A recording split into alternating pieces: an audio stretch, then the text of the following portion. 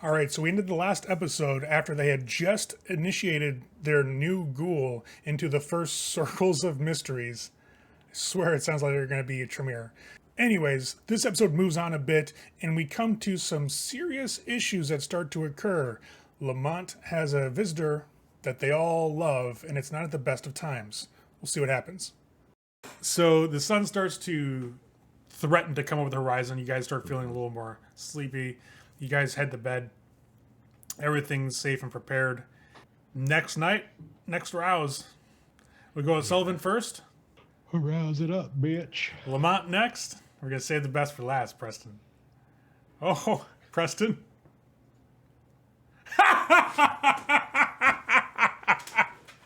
Believe that shit? You're still good. So as Sullivan and Wow. Lemont get up, Lemont, you feel you're at a 3 now, right? Yeah. Yeah, you're starting to get a little bit like peckish. Like you're like, okay. It's starting to disturb you as you go about your normal business. Like you just feel that gnawing, like I should probably eat. It's not bad. Like you're not like at a 4, or a 5. It's just still kind of like a little more present. Like you got a little rumbly, tummy essentially. If you were immortal, like I should probably eat something. Sullivan, you're at a 2 again. It's that usual spot when you wake up now, as you realize that you could probably get some food. But at this point, you're starting to learn how to live with this little level of hunger because it's almost like ever present. Pretty much. Preston wakes up. He's just like a spring chicken. He's fresh, feeling great. Doesn't look like hungry at all. He's like, hey guys, how's it going? He's actually waking up a little more cheery these days. At least the last 2 nights. ready to take on the evening. He's a happy camper. So the only thing that I know you guys definitely want to do is have the meeting with Marcel, and then you're going to have the bouncer come back. Who I don't remember if we named him. Did we? Yeah, we probably should, if not. If he is the same iteration as years past, his name is Jimmy. That's right. Yep, definitely. Yeah, that's right. Jimmy the bouncer. That is the same one. So my role in all of this is going to be to prepare the loft for this party. Okay. So I want to definitely clear out anything out of plain sight that would be not something that you would expect to just see at a house party. Anything that we wouldn't want people to see. So we wouldn't leave like occult shit laying around or anything too crazy. Once I get that done, then the decoration phase can begin, and I want to make sure that the place is fit to look like it's a party house, but that it can also pass for whatever manipulation that we end up running on the fly to get people in. So like if we're telling people that we are talent a fucking agents Fight or Club house, something like that, anything. So like I want to have like a sheet up in one of the areas that looks like if you put lights in, you could use it to like for photography or take pictures or something like that. Okay. I'm envisioning having like those almost like stringed lighting kind of throughout the place to give it like that cozy but like social feel to it. Kind of like those ones that you see like outside patios sometimes have. Oh yeah, I know exactly what you're talking about. Yeah. Okay. Good. And you guys have a lot of bare brick in the loft, so that's Yeah. it. Looks really. It looks. You can make like essentially like a hip, trendy like loft. Yes, with that's the exactly lights. what I'm going for. You can definitely work it up that way because you guys have the beautiful setup. Like you got almost floor to ceiling windows. It's a phenomenal place you guys managed to secure for your haven, and it doesn't look anything out of place. I've always figured that anything occult wise or ritualistic, you guys would keep downstairs, not necessarily in the ritual room, but you would keep it in the basement, right?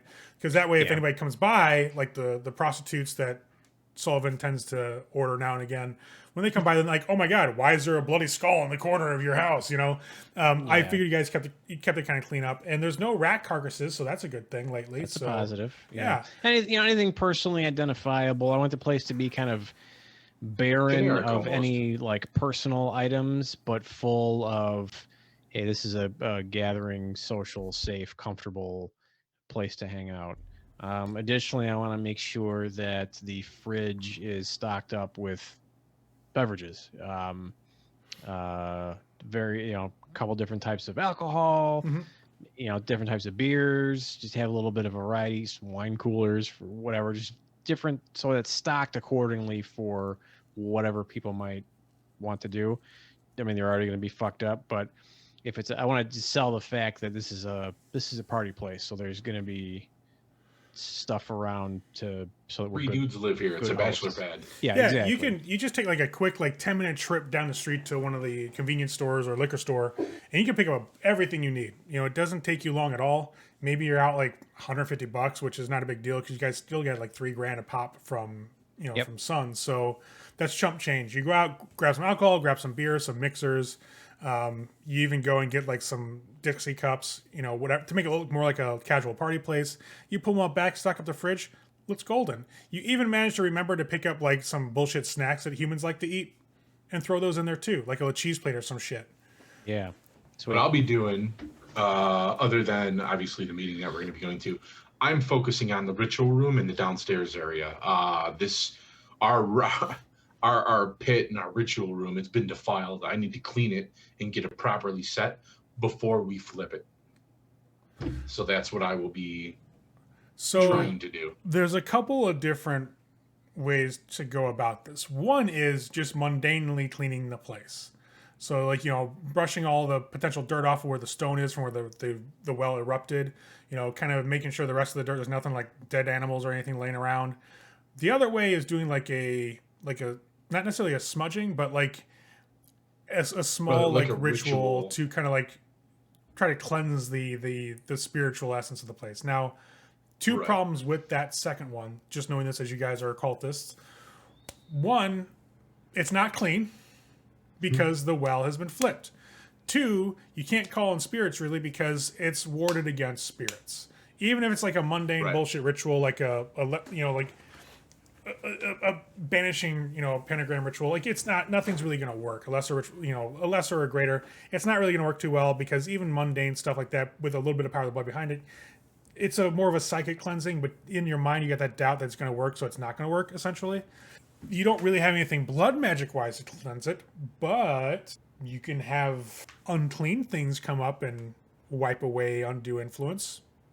No, it'll probably be, as much as I want to do some sort of ritual to cleanse it. I think the ritual to flip it and then what we do afterwards is what's going to matter as opposed to what I do beforehand. So I'm just going to get it prepped physically as opposed to spiritually. Okay. So as Preston's out going to get the stuff for the alcohol and everything for the party and making sure the main part of the apartment's all ready for this weekend or this Thursday or so. You go downstairs and start cleaning this place up, physically. You are sweeping around the well itself and you start feeling really lightheaded. You take a moment to steady yourself and you kind of black out for a moment. That's kind of par for the course. All right. Upstairs, Lemont hears the clattering of the broom that Sullivan had with him as it hits the stone around the well, and then you hear this like groaning, and then the sounds of like splattering downstairs. I'll go down and check and see what the hell's going on. You walk down there, and you see when you step into the sacrificial chamber, Sullivan is on his hands and knees by the well, and he's throwing up. It's just blood. Nothing black, nothing weird about it. He's just vomiting out blood, and he's crying. Like there's blood streaming from his eyes and tears. He's muttering something over and over in the language that you haven't learned yet. You're the only one who actually hasn't learned it. He's speaking some version of Sumerian dialect, and he's just vomiting blood onto the well itself. As he's doing this, you see him kind of move on his knees and his hands, and he's kind of spreading his blood over the runes that have been carved into the area. For Sullivan, you are dimly aware of what you're doing, but you feel like you are on you're a passenger in your body is what it feels like as this is happening. And it's weird because what's inside of you is welling up in these visions that you're actually kind of like living through. And as you feel yourself like retch onto the ground and you're smearing your blood, in your blood as you smeared over the runes that have been carved into the earth, you are seeing your your nest, your brothers with you, getting eviscerated and strung up over that well that you guys discovered beneath the city, and you've been disemboweled. And as the blood of the three of you is spilling onto the ground, you see Narissa and the rest of the former Bahari chanting in Sumerian to Namtaru, to waking his servant so that he can be brought into the world. And they're using you guys as a focal point of sacrifice. I'm gonna rouse my blood Okay. to increase my my strength, Okay. and then I'm gonna grab him around the neck and hurl him away from the hole. Okay.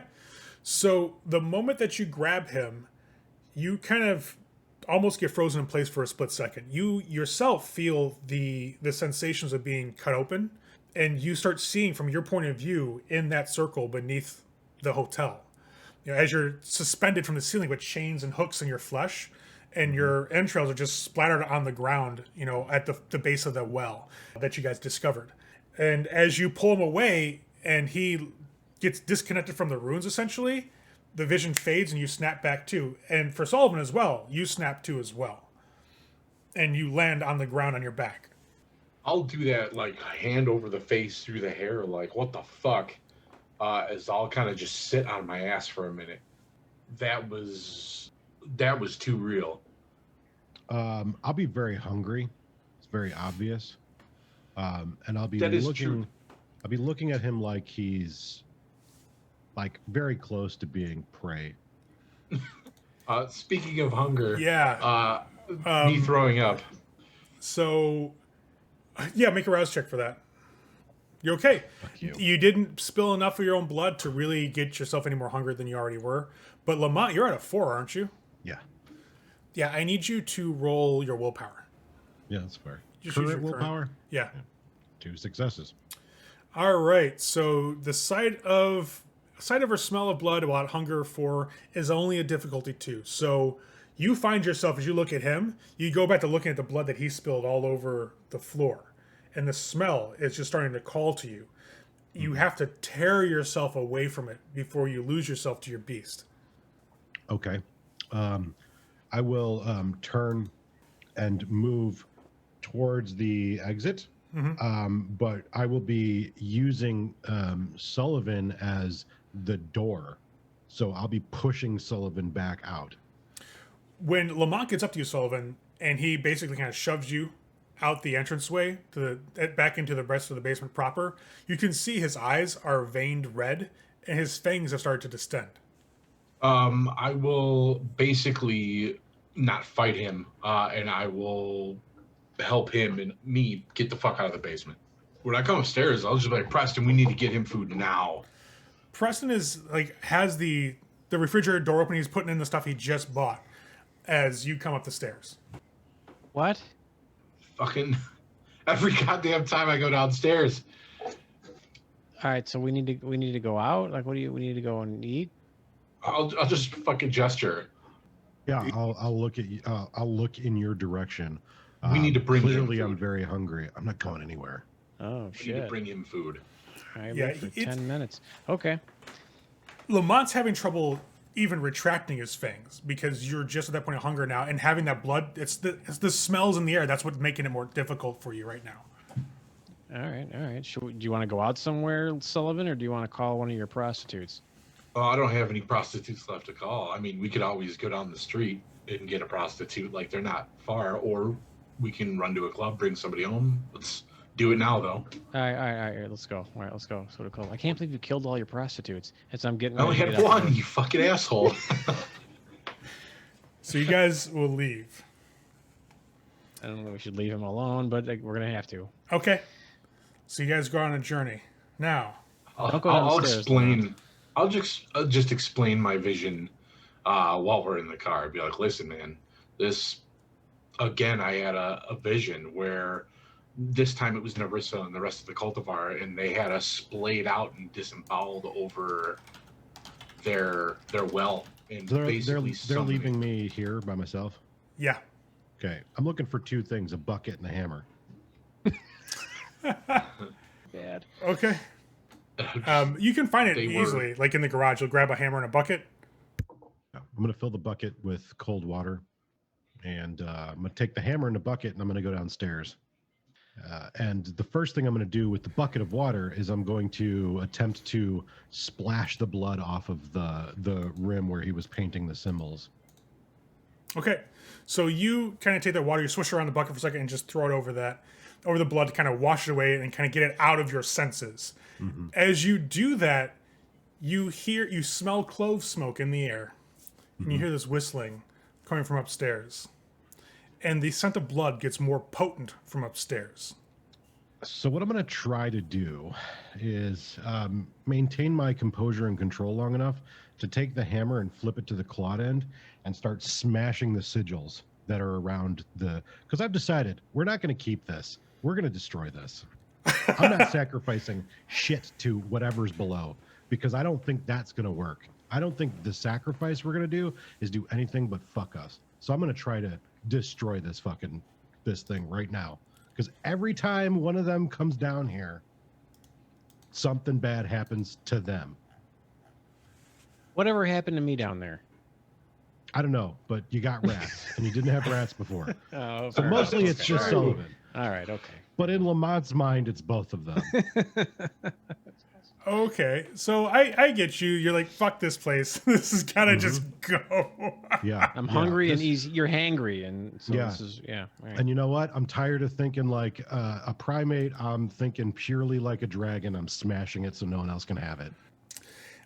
You'll start successfully like breaking, and messing up like the bits of rock that stick up from where the symbols have been carved. And there's bits of rock and debris flying everywhere as you're kind of defacing this thing. And as you're doing that, the smell starts getting stronger, like it's coming down the stairs.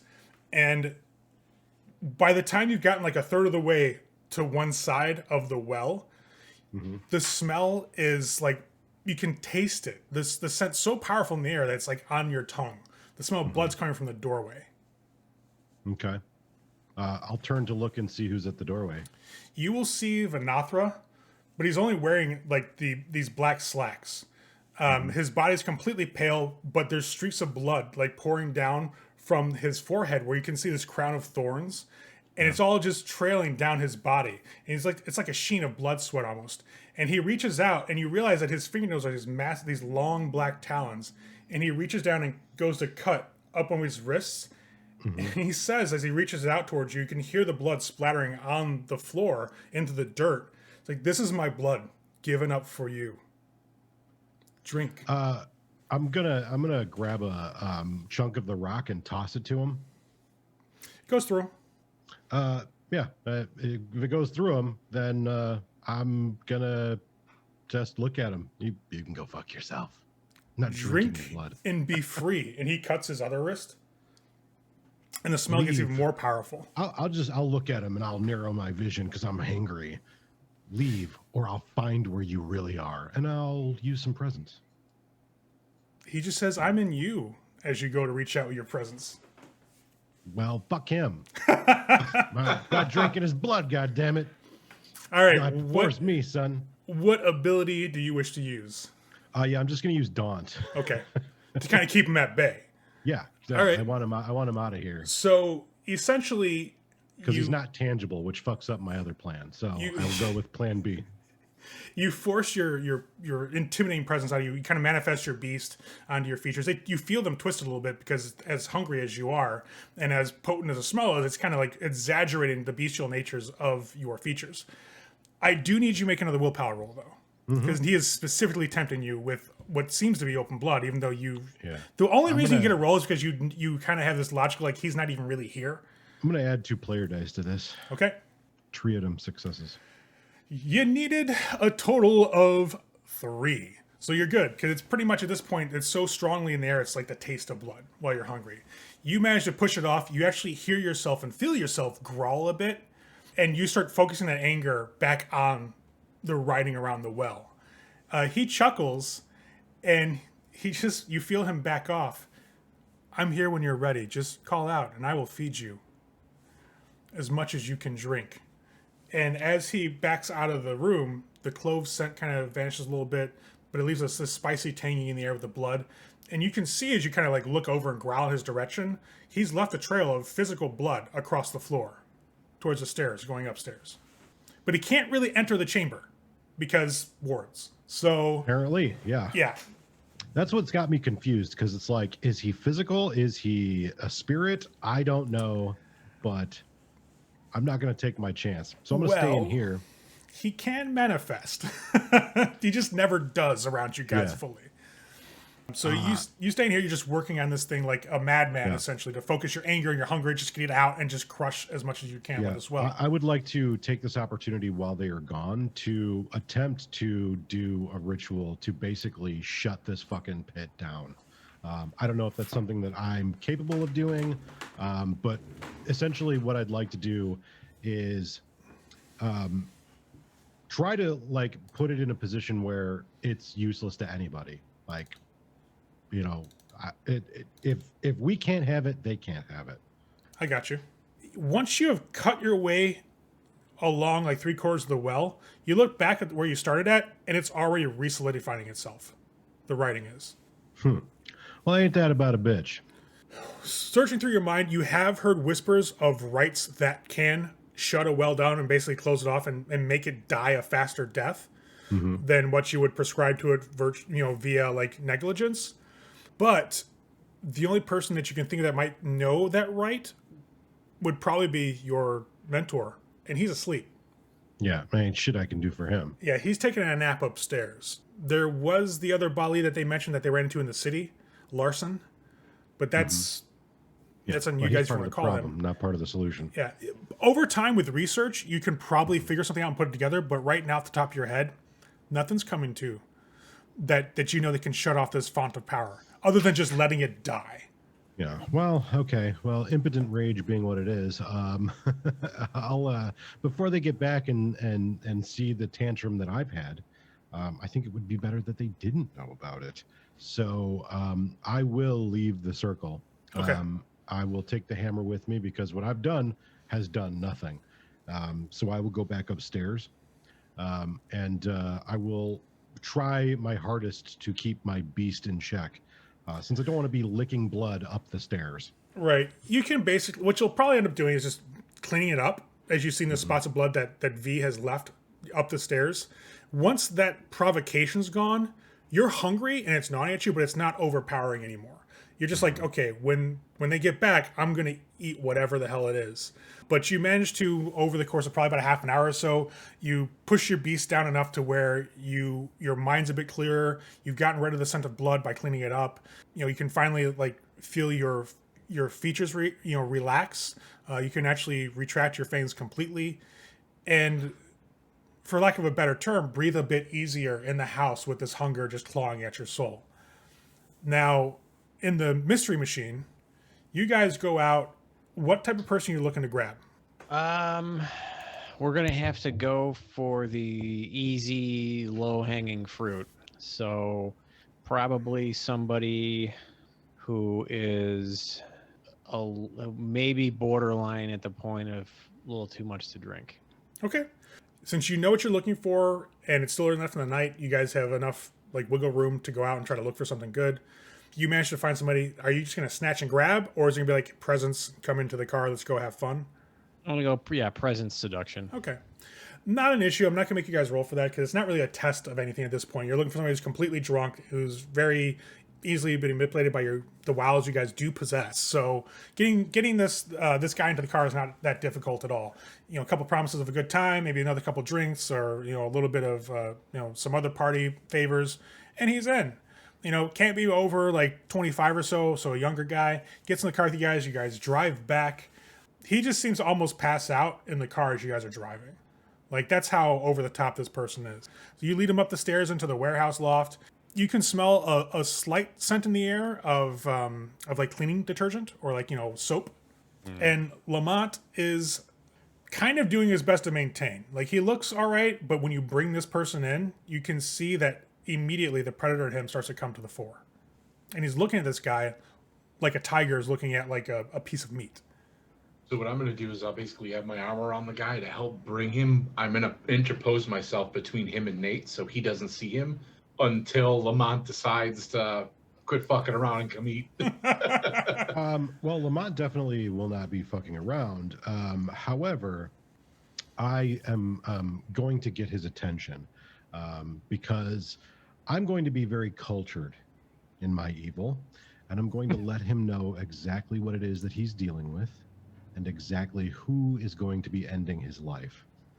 Oh, you're going all the way with this one. Yes. So I will use my awe to scare the ever-living piss out of him as my fangs distend, as the sheepskin falls away, and I will leap upon him. You'll grab this guy. The terror is going to definitely flavor his blood at this point. It's going to be very much like like adrenaline, very choleric. Very much like he's fight or flight, and he's chosen flight, and he's trying to get away from you as you grab him and you bear him down with your undead strength.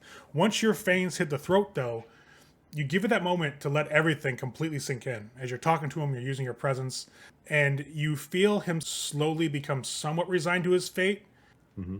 But when the tips of your fangs touch his neck, he starts to struggle again. Like it's random. Like now it's real. He's actually going to die, and that instinct kicks back in. But once you pierce the flesh and start drinking, he goes completely limp.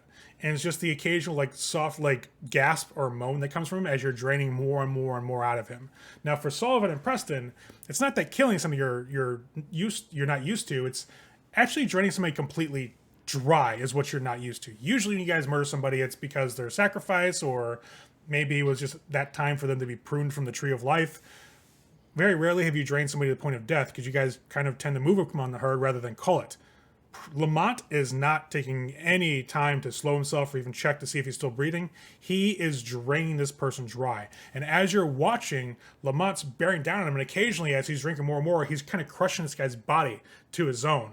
And you can feel in the air this fear and like just pure fright that's pouring out of this guy as he's dying in your living room. And finally, as the body starts to get more and more pale, as the blood's being completely drained by your broodmate, it's stopped moving. Maybe the occasional small twitch of an arm or like a finger as the life is being pulled out of his body. For Lemont, it's the biggest rush. Not only have you started to sate that hunger, and you're just drowning out hunger in pure waves of pleasure and bliss that's just flowing through your body in this hot rush of blood, but once you take that life, once you fully drain that hunger for that one brief moment, you feel complete. Everything's gone. No other concern is in your mind. You have completely sated the beast inside you. And that warm sensation kind of hovers through your body for a moment. But as you pull away and leave the body just laying there in the living room, you start to come down from that high within moments. Like you're sated your hunger, you're fine, but it's like once the afterglow fades, I did what I had to do. And it's that pleasure and bliss slowly fades from your body completely. I'll use that brief moment of bliss to kind of like focus my mind and really contemplate like what our next move should be. My biggest concern at this point is if we're actually going to be doing the right thing by having this massive sacrifice, or if it's potentially going to be helping some other force that's using this without our understanding or our capability of dealing with. In this moment of completeness, like this sense of da, essentially, as you've been completely sated before it flees your undead frame, you do know the steps you need to perform to basically rededicate the well. That's not an issue. You do know that will work. It'll revert the well to its original purpose. It will take it away from waking and put it back to like a lullaby type mode as opposed to the alarm clock. However, it's still dedicated. It's still eventually feeding them. It's still giving them power. But that's inevitable, like when it comes down to it. They're gonna wake up, either because your brethren that are trying to keep them asleep until it's the proper time have not been doing enough, or everybody just stops and the world as it goes into more depravity and wickedness will wake them up. They're gonna wake up. It's just, do you guys want to continue on the path and remake the well and try to reverse some of the inertia that's been started by this well since it's been converted, and give that up and maybe start anew somewhere? Or do you just destroy it? That's just two different things. Like if you want to restart this and go back to the original purpose, that's fine. It also limits the risk. Fuck it. Is it time to start waking them up? It is safe. It is safe to do that. to let it die or destroy it, but you also kind of reduce. It's like you have weapons, right? This is one of your weapons. You're kind of throwing it away if you just destroy it. So, Right. I mean, you could weaken yourself momentarily, but I guess the biggest question is, even if you fix the well here, is the fact that it's been touched by something else still too much? And that's really the big thing you have to decide for yourself. The fact that something reached out and touched this thing and made it grow and it suffused it with its essence, even if you do reset it, is that touch still potentially corrupting? Well, I think we need to read some fucking books, but yeah, I'll swallow that. And at this point, I think destroying it is not something I'm capable of, and I don't think either of them are. I'm not sure, but I think this is something that we're capable of doing until we are more capable of doing something else. So yeah, I'll sit there, blood kind of dripping off of my maw, and I'll pull myself off of this guy and kind of straighten my shirt, and then I'll grab him by a tuft full of hair, and I'll drag him into my bedroom. Okay. Because our mentor is now going to have a guest. We need to put Febreze on the grocery list. Or just get rid of the body later. You guys are practicing this, so it's not that big of it. Or just throw it in the well. Yeah. So Lemont leads you guys as you hear him open the chest, thump the body in. You can see Lemont when you open the chest up, they put a blanket over Quincy so that if it should be open during the day, he doesn't get hit by sunlight for whatever reason. And you just throw this body in there and close it up. You kind of got to fold him over a little bit, like to get good position for him to actually be able to close the lid, but you get it done. It's not that hard. And you head back out. Okay. So we've got a meeting shortly. Okay. With whom? Marcel, to get the drugs. Oh, well, what time are you going to be back? I figured we were all going. What time do we think we're going to be back? I don't know. I couldn't see this taking more than an hour to bullshit and As long as we're back by figure 2. it out. Oh, we'll be Yeah, back long before then, for sure. Yeah, Unless something really bad happens. that's true. But I don't anticipate anything really bad happening, short of what already happened. Fair enough. Then sounds good to me. Yeah, we'll get cleaned up and head out, I guess, Ray. You guys clean up. Lemont changes his shirt. Well, I assume Lamont's changing his shirt and getting like... Yeah. Okay. You see to yourself, Plain. and you guys get a change of clothes, get in the SUV and start heading out to go meet up with Marcel. And I need one of you to make a roll for me. And it is going to be... I'm going to say wits, and we'll go with awareness. My pool on that is 4. 2. Mine is 4 as well. All right, who wants to go for Nate, it? you have sense unseen now, right? I do. It's not going to apply here. Oh, all right. Worth a shot. Yeah. Yeah, I do have that too. Go ahead, Nate. Okay. I got one. All right. Preston, you want to give me a roll too? Actually, as I realize now, it should be one of you or Sullivan because he didn't see this car. It will be as Lamont will notice something that seems out of place for the neighborhood, but it depends on what Preston gets here. All right. Wow. Okay, so you got 4. Jesus. Lamont got 1. As you guys are driving out of the neighborhood, Lamont will see this black Maserati driving around, and you're like, "What the fuck is that?" Like, this is not a Maserati neighborhood, so it stands out to you. No. Yeah. Preston catches the Maserati and recognizes that as Larson's car. Shit. That Larson guy's back. As you guys pass it, What do you mean? We just drove past his Maserati. You didn't see that shit? No, I'll just take a quick glance in the rear view. you just see taillights, We just drove funky shaped past- ones, not like a normal like vehicles. Right. Well, do you want to go back? Nope. Well, if he finds... We'll know if he finds where we live, because we won't have a mentor in a box anymore. He's already said if they meet, if he sees him, one of them's dead. But man, that's a gamble either way. Well, how does Whether he we know? go back or not. Do we know that he knows where we live?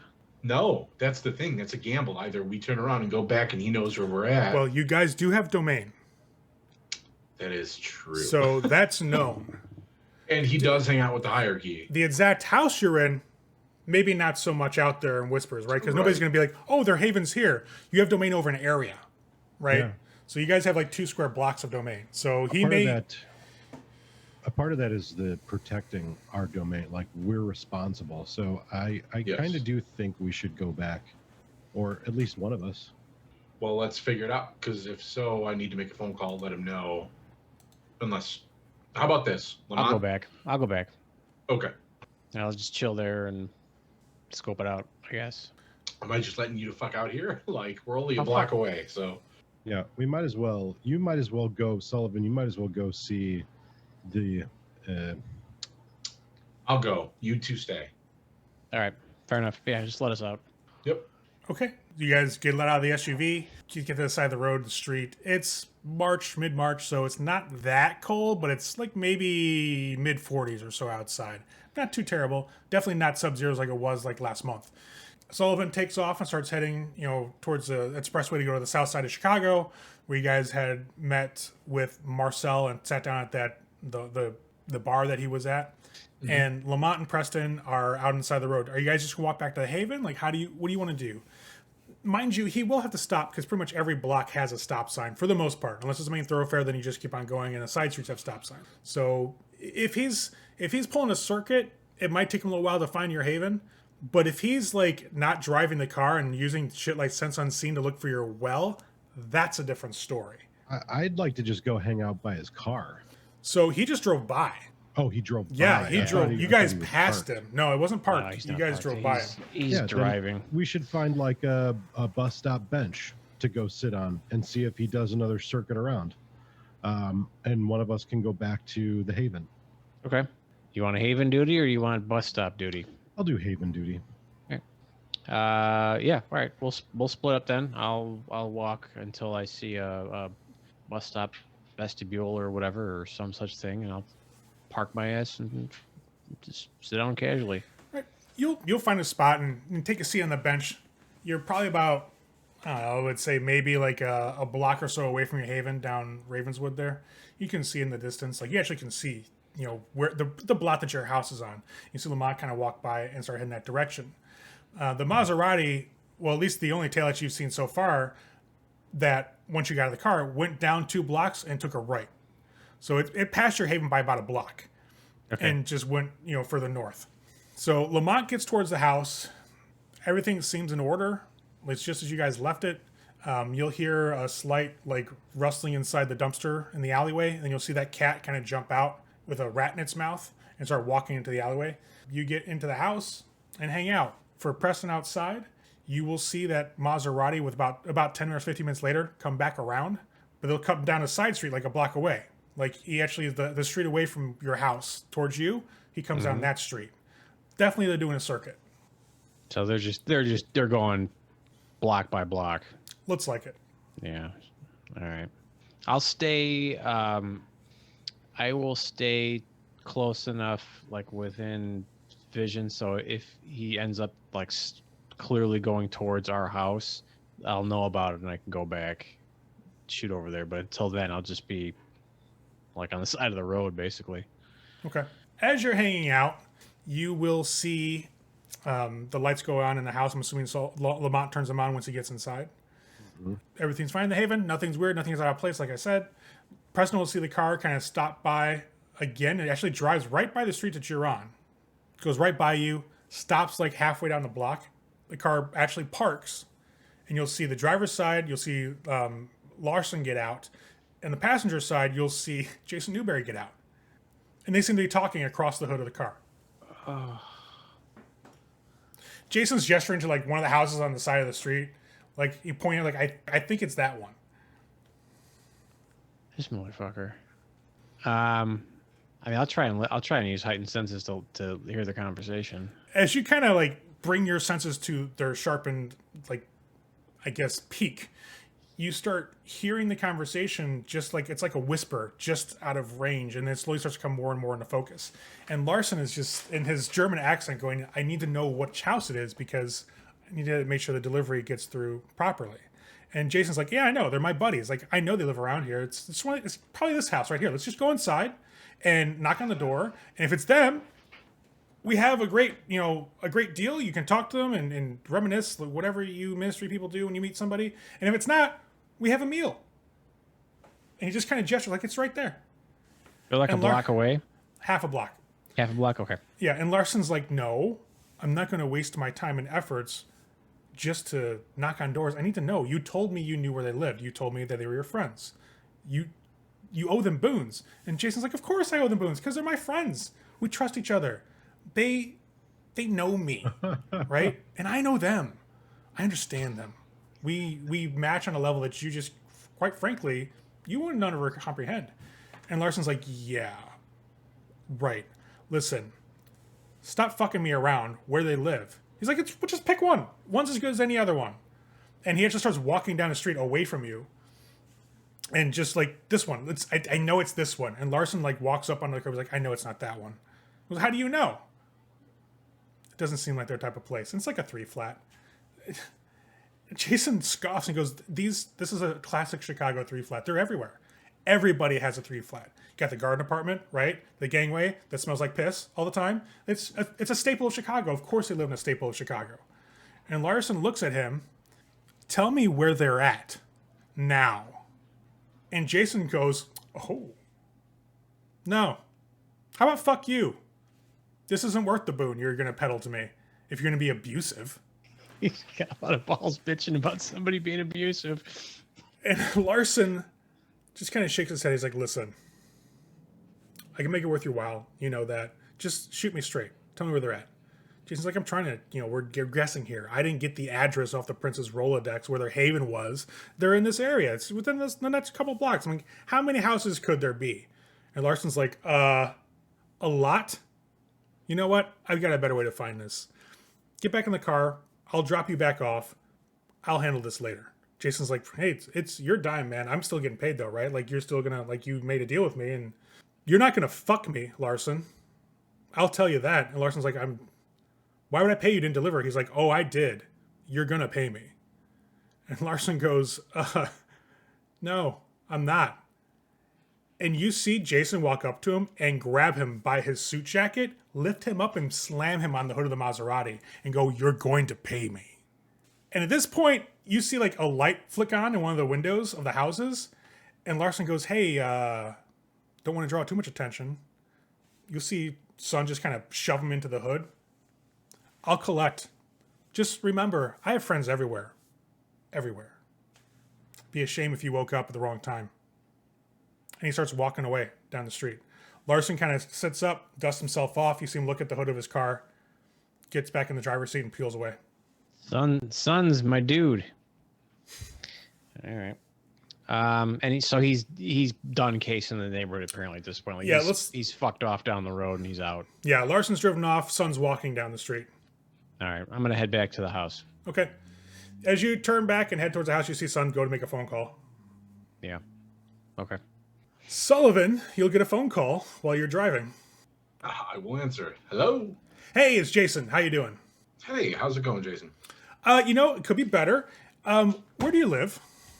Oh, I'll just give him the general area of where our domain is. It's up there. Yeah. I know that. I mean, where's your house? Oh, well, I mean, why don't you give Lemont or Preston a call because they're both there. I'm actually out on business right now.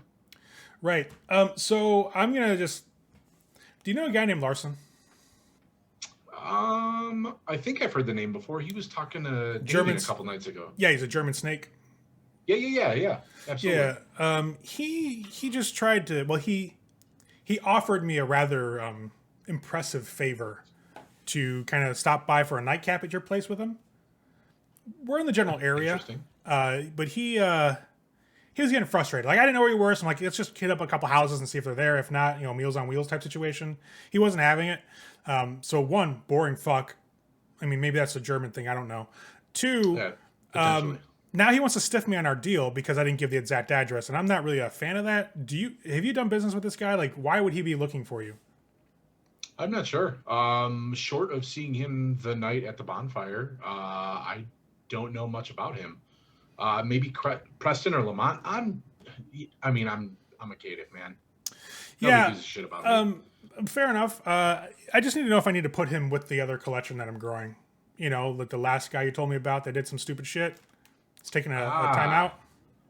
I'm sure I can look into that in the future for sure. But in the meantime, I could have Preston call you right now, and you guys can discuss whatever you need to discuss. For sure. I just want to know where you live so I can give it to this guy and get paid. But if you don't want to tell me, I'm not going to force it out of you. You know, I don't have a problem. I don't have a problem with you knowing, Jason, but I don't know what this guy's intents are, and I don't want to be the one to give that information onto potentially prominent future Toreador. Fair enough. All right, you know, we'll have to do a drink sometime, guys. We haven't hung out in a while, so I'm feeling like maybe you Absolutely. don't like me so much anymore. No, absolutely. Maybe. And you haven't been by talk to Exit Preston. recently, so that's weird. Yeah, no. Ask Preston. I don't think we have anything going on tomorrow. I could be wrong. But yeah, I mean, I'm down for getting a drink anytime, man. Okay. All right. Well, we'll figure something out. But I'll let you go. All right. Perfect. Have a good night. He'll hang up, and you will make it down to the bar, and it's outside. I'm gonna call Preston first. Okay. I'm gonna Hey. be like, "Hey, how's it going, buddy? So Jason called and wanted to know where we lived." You didn't tell him, did you? No, absolutely not. Yeah, don't tell him. No. He wanted to know if he should put Larson in the same category as some of his other friends. Yes, he should. Yes, he absolutely should do that. Right. Yes. Oh, I know that, but that's why I'm calling you, so you can give him a call back and figure that out. He also wants to go out for drinks, so we need to set that up. Yeah. 'Cause So thinks we don't like him. he was just driving around. He was in the Maserati with Larson, and Larson was going to pay him a boon to tell him where we are. And Jason was basically like, "Hey, let's case the whole fucking neighborhood and go house to house if we have to, and whatever, and find him." And Larson got pissed, and they had an altercation. And Jason threatened him because it looked like Larson was going to stiff him. And so Jason got out and started walking, and Larson peeled away. So they've got some kind of deal in the works. So yeah, don't fucking tell Jason where we live. But yeah, I'll call him. All right, fair enough. I'll be back hopefully in an hour or two. So, All right. all right, later. Bye. Yep. All right, Jeff. So you'll get to the bar where you meet Marcel. And again, when you walk in, you can smell the cooking food. It's a little more packed than it was last time you were here. Like last time it was a scattering of people. There's like probably about 10 or 15 people in there this time. But Marcel's in that back booth again, sitting by himself. He has a plate of like chicken in front of him that hasn't been touched. Like he occasionally picks at it with a fork just to maintain appearances. And he's Sure. got like a glass of water and a drink next to him as well. When you walk in, he kind of sees you and gives you a wave, guides you back towards the booth. Sure, I'll give him that award-winning smile, and I'll head over. Once you settled in, he's like, "Mr. Sullivan, now, I'm glad to hear from you, especially so soon after we made our deal in the first place. What do you need?" So, I haven't experienced. Listen, all right. So what I'm trying to do is I'm trying to invite a couple of friends over, have a really really good time, or let them have a really good time, and then I want to have a really good time. Right. So, I just don't know. have you ever done it on E? No, I don't think I have. That's one you should try. Unless you're looking for a more of incapacitation. I'm thinking, is there any way we could do a combination of the two feasibly without killing people? Yeah, but that one gets expensive. Fentanyl is kind of the big thing right now, and I can get you doses of that, but there's a chance you might knock yourself the fuck out. So I would suggest just one or the other. If you want to go with something that's going to both be incapacitating and like really, really like potent, that would be my choice for Fent. But if you're talking more about just like sensation and having a good time, I'd go with probably E. That'd be the best way for you. It actually transfers very well through blood. It's really nice, especially once you get the person nice and settled into their high before you see to your business. Yeah, and from what I hear from that stuff, it makes people pretty suggestible, so it would probably be pretty easy to start that ball rolling anyways. It does, but depending on how wild your parties get, people Oh, it's not can... going to be anything huge. Right. Yeah, no, I don't want people to be completely passed out and not So be you're able to do saying anything. So people, how E's many probably people are the you way to go. thinking of? I don't know. It's going to be a small little thing, maybe 10, 12 at the most. You want to... Okay, so have you ever had a lot of cats? No. Okay, well, I'm going to let you know right now that saying of herding cats is going to apply double to 10 or so people on E at the same time. They're going to be all over the place doing stuff that it's hard to control. Like crowd control on that level is going to be very difficult unless there's a lot of you, if you know what I mean. Fair enough. Like if everybody's taking like 1 or 2 partners of the dance, not an issue. But if it's like 1 on 5, big trouble. All right. Unless All right, you do fair a enough. heavy dose, in which case it's like, hey, I'm on the verge of an OD, but I don't give a fuck because it feels so great. Yeah, that's kind of what I'm shooting for, actually. Okay. Yeah, I can make that happen. Awesome. When you need it by? Thursday at the latest, if possible. Yeah, you guys have enough time. To be a trivial manner, if you know what I mean. Oh, yeah. Well, I figured we could just wipe out Yeah, what was already there. that works. Yeah, absolutely. Come by Wednesday. I'll have everything set up for you. Perfect. Same time That sound sounds good for good. you? Then. Yeah, absolutely. All right. Good doing business with you, Mr. Sullivan. And he'll actually... Absolutely. And Put his hopefully it's hand the across. beginning of future dealings as well. And I'll shake his hand. I like that idea. You have a good night, and he'll just release your hand. You as well. I will give him a nod. I'll, take the respectful couple steps back as I would be accustomed to as a caitiff. Mhm. Addressing someone more prominent than me, and then I'll Look at the bounce the floor. fuck out. Okay. Heading back home? Yeah, absolutely. All right. I'll just give them a call after I'm a couple blocks away and be like, all right, cool. Got to stop by and pick it up on Wednesday. We're golden. Nice.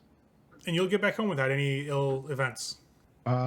Ray, I'm not going to go into great detail here, but since the body has been completely drained, Mhm. I am going to field strip it so that Okay. it fits in a bag, and prepare it for disposal. Okay. Yeah, by the time that Sullivan gets back, the way I view it, given that what you guys do, this is like deconstructing a chicken, essentially. Yeah. Get into the component parts. It's not a tasking thing for you to do. It's more like rote at this point in time. And by the time that Sullivan gets back, you have a couple of different packages of meat and various byproducts of the body that you can dispose of more easily. Sullivan arrives home. There's a bunch of new packages, which you recognize as like, okay, it's disposal time. You guys can run out and do it in like 20 minutes. You guys got it down, like take it to different parts. You cover your tracks, so to speak, and leave the body parts around and get back to the Haven. All in all, I think they handled it all very well. A lot of stuff's going on now with them. The plans are moving along for the sacrifice. Lemont managed to resist temptation from Vanathra. We all know how much they love that plague demon, but he'll be back, I'm sure. New problems arise in the next episode. We'll see you all then.